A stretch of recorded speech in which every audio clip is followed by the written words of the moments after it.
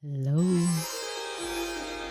hello, hello, hello. Welcome. This is G. You're watching Allastrology, and this is for Aries May 2023. Aries, this could be big.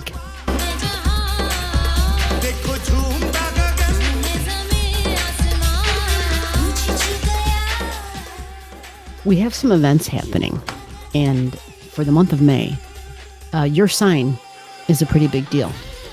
Any signs that are ruled by Mars, Venus, and Pluto, the month of May is a big deal. Okay, so we have to kind of understand Mars energy and Pluto energy and Venus energy, because these are the ruling planets that have everything to do with your sign, Aries. You're ruled by Mars, right?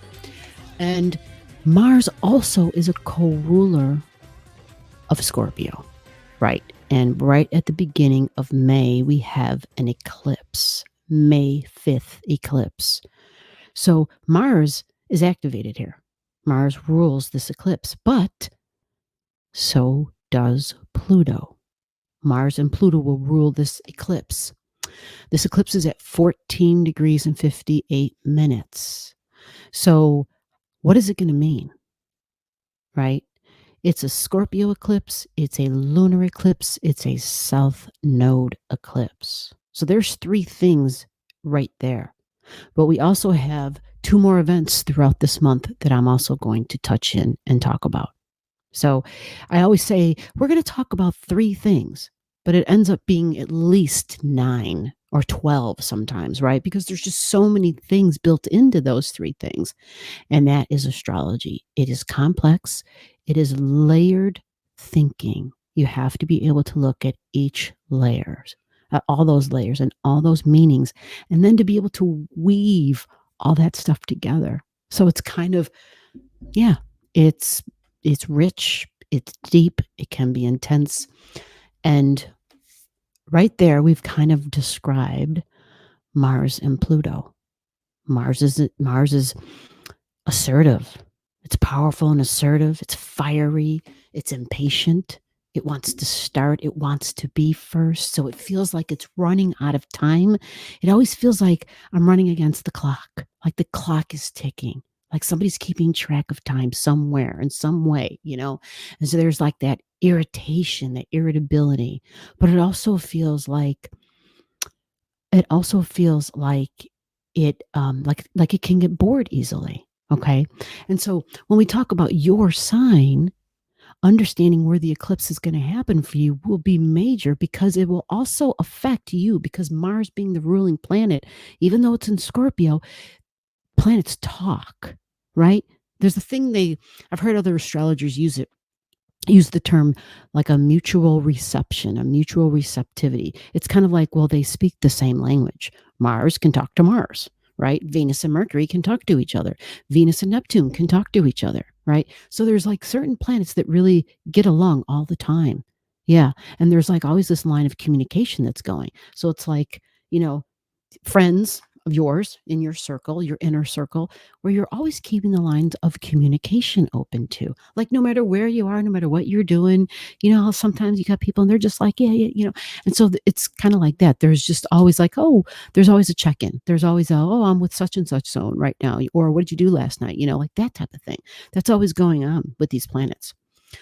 So that would include Pluto. Yeah, that would include Pluto. So for the first event, this eclipse, south node, and it's a lunar, and it's Scorpio. 1458, so 15 degrees. We got to release and let something go, because that's what the south node means. It's like, we've already done this. And if it's in Scorpio, it's shared values. These shared values can be experiences. They can be emotions. They can be shared wounds. It doesn't have to be just about like shared values as in our assets, although it can be, right? Because we think of Scorpio as like insurance money, bonded energy, things we've inherited. You get like an estate, you can inherit certain things, whether it's clothing or jewelry, whatever the hell it is, right? You can inherit things simply because you were related by blood. And so that's Scorpio, but it's not just that. It can be people that you're not related to by blood. It can be people where we have like a soul connection with them, a soul connection. So it goes deep. It goes deep because it goes into like soul memory, right? Soul history, even. And so it's like, is this ancestral? I think it goes deeper than that. It's soul, right? But because there is memory, it means there's a shared memory. Scorpio, water sign, water, emotions that run deep, right? We had a person on the live last week and she was like, water holds memory. It does. Water represents the past, right? And water's a great conductor of energy. Totally. Great conductor of energy. So it remembers, right? It remembers. Scorpio, it remembers the wounds. And they're buried deep, so deep because the hurts were so strong. The hurts were so intense. The hurts were to the degree where if to function, it was easier to not have to face them because the pain is so intense. The pain is so deep. So sometimes, because it's a memory that may not have been from what we understand to be this lifetime, it can be a mystery for the individuals that have these wounds themselves. And this is why people go to they get like professional help for these sorts of things, because it's stuff that where they're just like, I don't understand what's going on. Like, where is this coming from? Like this intense emotions, like where does this come from? And that's Scorpio energy, but so much more. So this eclipse, South Node release, it's lunar because it's technically a full moon eclipse, full moon lunar, right? That represents feelings and family, emotions. It also represents a culmination and a completion of a cycle. Okay. So for Aries energy, when I'm looking you up, Aries, on my chart here, you're having this eclipse in a powerful place. It's powerful because it's in the 8th house. Yeah, obviously, Scorpio energy in your 8th house, Aries on the ascendant. So if you're watching this because you're an Aries birthday, you want to find out what your rising sign is. And the only way to find that out is to comment to me so I can get your chart to you, or so I can at least draw it up and say to you, here's your rising sign. You want to watch such and such video or whatever we need to have a conversation about. You need help. You don't know where to begin. Comment to me. I will help you out in any way that I can. Okay. So if you're watching this because you're the Aries birthday, this is still valid, but this will apply to your sun because that's what our birthday is. It's our sun sign. So your birthday, sun, Aries, right? So it's about the way you radiate and express and stand out and shine and how you get energized. How is it that you recharge your battery? Being in the sign of Aries, being very physical, optimistic, the leader, right? Absolutely.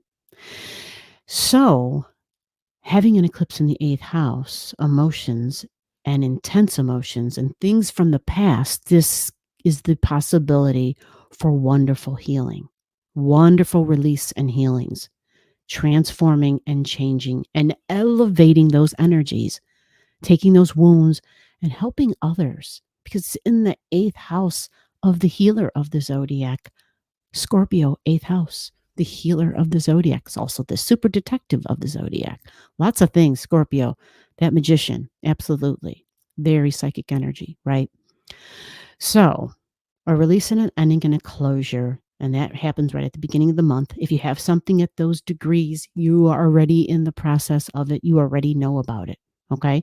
If you have other planets or house cusp lines or anything near there, just comment to me and I'll help you figure that out.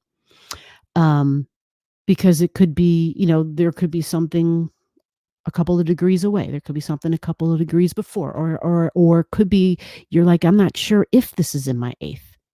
It's a possibility. Sometimes these bleed into other houses depending upon your chart and the degree. Always follow the degree. Can't stress that enough. Now let's move into the next event, and we're talking about Mercury. Mercury is in Taurus, and it began a retrograde in April, right? There's an entire series about that already out on the channel. Go watch the videos to get more clarity about this, okay? It's in the sign of Taurus, which is at the opposite end of the eclipse, right? The eclipse that was ruled by Mars and Pluto. This is Mercury and it's in Taurus, right? This is Venus. Remember, I mentioned Venus at the beginning of the video. This is Venus, my money, my love, my values, the earth. Do I love myself? What are my priorities? Who is part of my future? What do I need for my creature comforts? The earth, her vegetation, the animals, the food, the planet, water. Like, we're thinking about all these things, right? We are really thinking hard about these things because it's like we're at, I don't want to say turning points, but maybe choice points, because when the Mercury does a retrograde, that's what it's doing. It's going back and it's reviewing things and it's saying, okay, I got to take a look and see what is it that I need and what is my value. So being across from your eighth, that puts it in your second. That's Taurus energy, money, values. This could be banking. And we've been hearing a whole lot about the banking system. So make sure for your chart and in this reading in the month of May, you're looking at your second house. And you're also looking at the 15 degrees in the Scorpio and the Taurus. Because when you do eclipses, you pay attention to the energy on both sides, because that eclipse is so strong, it's powerful to send that beam of energy across to the other side of your chart. And it communicates and it may affect things there too. Okay. Which is why it's so important to understand how these things work. Scorpio, our values. Taurus, mine. This is all mine. Nobody else's. This is mine. Me, mine, Taurus. Scorpio is we. It's our shared money, our shared assets, our shared values. You see, mine and we. Me, we, mine, ours. This is more how we look at that one, mine and ours. Mercury is going over the numbers. This will probably be a big deal for more banks, I would imagine, going into, further down the line here, going through April, going through May. More banks, maybe, who knows? Who knows? We'll see. We'll find out. Maybe you're changing a bank. Maybe you're losing a bank. Maybe you're just going to be like, hey, I want to consolidate. I would feel more comfortable doing this, that. Be clear, though, Taurus energy is really more about if I own it, if I can hold it, I own it. That's Taurus, right? So it's really more about like commodities and things that you can, hold in your hand. Gold, silver, copper, right? That would be more along Taurus. Fine art, food, right? It's like, yes, it's beautiful. I love it, right? Sensuality, desire. That's Venus. How I receive your second house. Mercury is thinking about all this stuff. All right. So it's going through its retrograde. And keep in mind not to make any major decisions, things where you're like, I got to sign on the dotted line. It's a contract. Like, get professional, really get another set of eyes, 2, 4, however many you have to get, because Mercury is in like that redo zone all the way into the end of May. So that means that if we sign on something prior to then, likely there's a mistake or something we have to go over and redo. We have to like backtrack. We have to be like, but I thought we took care of that. And they're like, they sent the forms back. Something was done wrong or it was missing, whatever. So it could make tax season a whole lot of fun for folks. Right. So keep all these like little back themes in your mind for the month of May, because now we get to further on down the month. And it's like May 19th. And May 19th, we have Taurus energy, a new moon in Taurus. New moon in Taurus. So it's a new moon about that which I desire. My money, my bank accounts, the commodities, the earth, my creature comforts, the food, the planet, all the things I talked about. Venus, how I receive. Who do I love? Do I love myself? And what do I need for my future? This is a powerful time, Aries. You have Taurus in your second house, Earth inside of Earth, a very powerful time to set your intentions. Let me get the time on that for you.